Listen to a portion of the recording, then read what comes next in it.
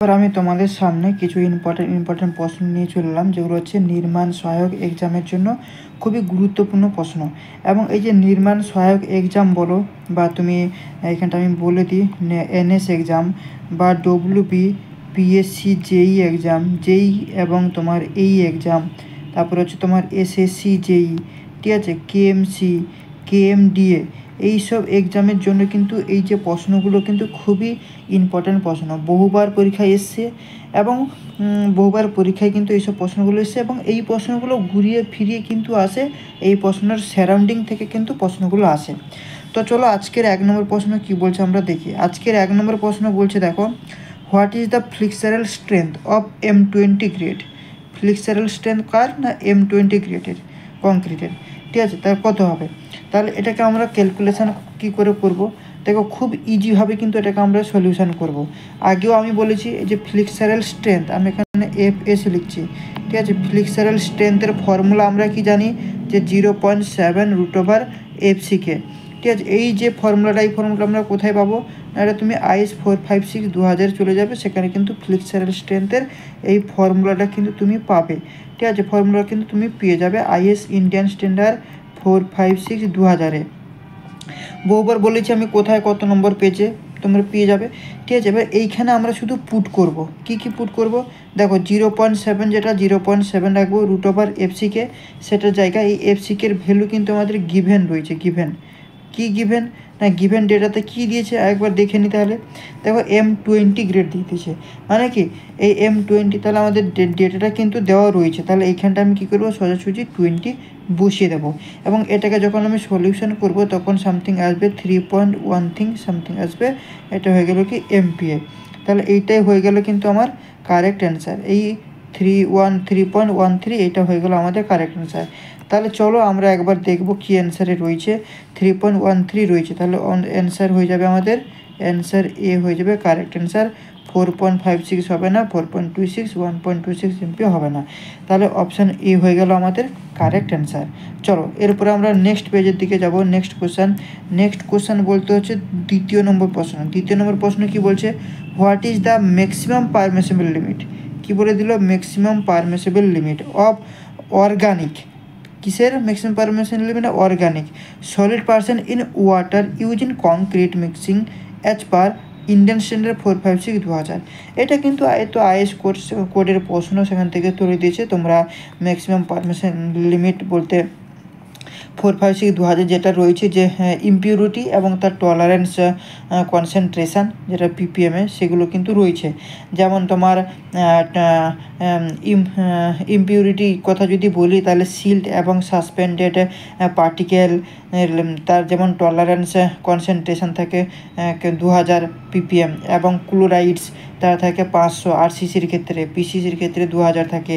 তারপর হচ্ছে তোমার সালফেটের 400, ক্যালসিয়াম কার্বনেটের 2%/ওয়েট অফ সিমেন্ট, ঠিক আছে। তারপরে অর্গানিক ম্যাটারের ক্ষেত্রে 200, এগুলো থাকে। তো সেখান থেকে তুমি দেখে নেবে, তাহলে এর যে অ্যান্সারটা আসবে, এর অ্যান্সারটা হবে আমাদের 200 mg/লিটার, ঠিক আছে। তবুও আমি কিছু ডেটা এখানটা তোমাদেরকে লিখে দেওয়ার চেষ্টা করছি, ঠিক আছে। দেখো, আমি একদিকে লিখবো ইমপিউরিটি, কি ইমপিউরিটি, এবং আর একদিকে আমি লিখছি টলারেন্স কনসেন্ট্রেশন, ঠিক আছে। এটা কিসে না PPM-এ, টলারেন্স কনসেন্ট্রেশন হচ্ছে PPM-এ। তাহলে দেখো, সর্বপ্রথমে আমি তোমাকে বলি সিল্ড অ্যান্ড তোমার সাসপেন্ডেড পার্টিকেল, ঠিক আছে। সাসপেন্ডেড পার্টিকেল শর্টে লিখলাম। এর যে টলারেন্স কনসেন্ট্রেশন সেটা কত হয় না 2000, ঠিক আছে। এরপর হচ্ছে ক্লোরাইড, এই ক্লোরাইডের টলারেন্স কনসেন্ট্রেশন কত না 500। এই 500টা কিসের ক্ষেত্রে হয়? RCC-র ক্ষেত্রে। আর আমি এটাকে PCC-র ক্ষেত্রে বলি, তাহলে PCC-র ক্ষেত্রে তোমার 2000 হয়, ঠিক আছে। চলো এরপর 3 নম্বর যেটা লিখবো আমি, সালফেট। মেনগুলো লিখে দিচ্ছি, ঠিক আছে। সালফেটের টলারেন্স কনসেন্ট্রেশন কত হয় না, সেটা হচ্ছে তোমার 400 ppm, ঠিক আছে। তারপরে হচ্ছে তোমার অর্গানিক ম্যাটার, ঠিক আছে। অর্গানিক অর্গানিক ম্যাটার, এই অর্গানিক ম্যাটারের সম্পর্কে প্রশ্ন রয়েছে, তার কিন্তু 200 ppm। ঠিক আছে, এবং পিএইচের কথা যদি বলি, তাহলে পিএইচের কথা যদি বলি, পিএইচ তার টলারেন্স কনসেন্ট্রেশন কত, 6 থেকে 8। তারপরে হচ্ছে তোমার সুগারের টলারেন্স কনসেন্ট্রেশন কত না 500।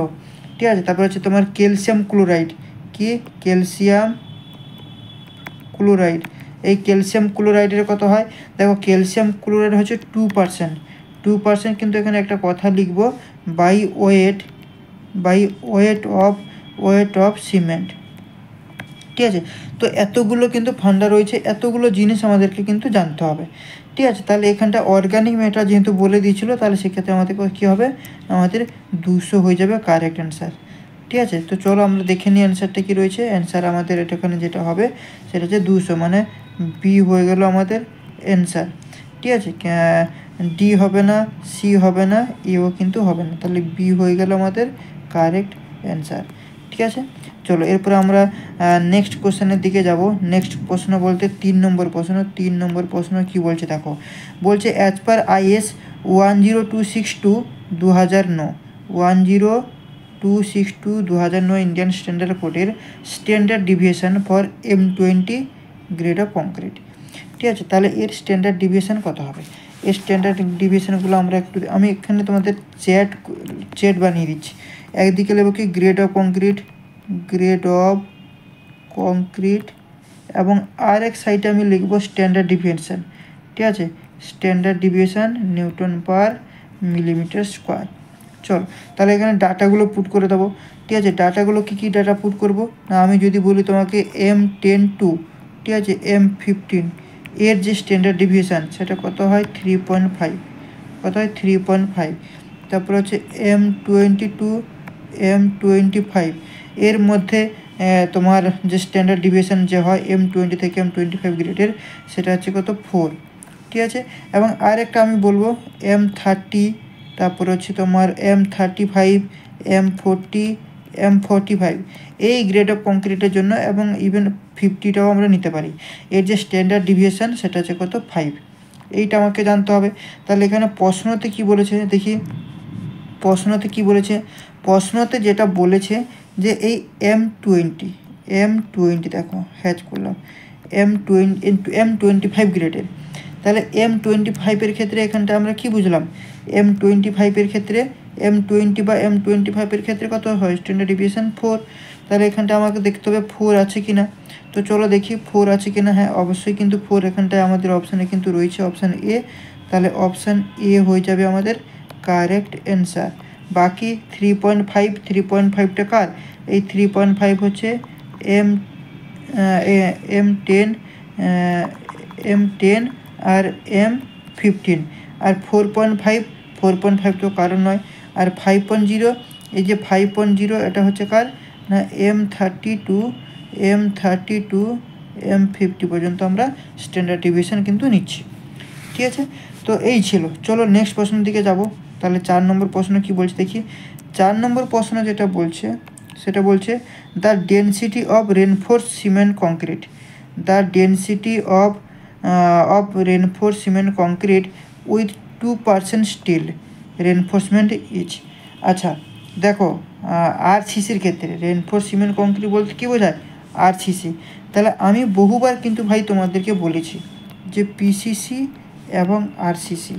ঠিক আছে, RCCর ক্ষেত্রে আমি তোমাদেরকে কি বলেছিলাম 2400 কি কেজি পার কিউবিক মিটার, আর PCCর ক্ষেত্রে কত তোমরা কমেন্ট সেকশন তোমরা কমেন্ট করো। ঠিক আছে, কেন বহুবার বলেছি আমি আর বলবো না। তাহলে the density of reinforcement cement concrete এর ওয়েট 2%, স্টিল রেনফোর্সমেন্ট ইজ কত হয়ে যাবে 2400 কেজি পার এটা। তাহলে চলো এখানটা দেখি 2400 অ্যান্সারে রয়েছে কি না। 1800 দিয়েছে অপশান এ, 1800 তো হবে না 1800 হবে না, 3100 হবে না, 2400। তাহলে আমাদের সিটা হয়ে যাবে কারেক্ট অ্যান্সার। তাহলে সি হয়ে গেল আমাদের কারেক্ট অ্যান্সার। ঠিক আছে, চলো তাহলে আজকে আমরা এখানটা শেষ করব। ভিডিওটা কেমন লাগলো তোমরা কমেন্ট সেকশানে কমেন্ট করে জানাও। যদি ভালো লেগে থাকে অবশ্যই চ্যানেলটাকে কিন্তু সাবস্ক্রাইব করতে কিন্তু ভুলো না, ভিডিওটাকে লাইক করো, বন্ধুবান্ধবের সাথে বেশি বেশি করে শেয়ার করো এবং সাবস্ক্রাইব করার সাথে সাথে সাইডে যে বেল আইকন আসছে সেই বেল আইকনটাকে ক্লিক করে তোমরা অলে গিয়ে কিন্তু ক্লিক করে দাও এই ধরনের আরও আপডেট পাওয়ার জন্য। তো চলো আজকে আমরা শেষ করছি, তো নেক্সট পার্ট আবার দেখা হবে। এই পিডিএফটা কিন্তু আমি ভিডিও ডেসক্রিপশানে দিয়ে দেবো, বা আমাদের যে হোয়াটসঅ্যাপ গ্রুপ রয়েছে বা আমাদের যে টেলিগ্রাম গ্রুপ রয়েছে সেই গ্রুপে কিন্তু আমি আপলোড করে দেবো। ঠিক আছে, চলো ভিডিওটা এখানে শেষ করছি, নেক্সট পার্ট আবার দেখা হবে। Thank you, by.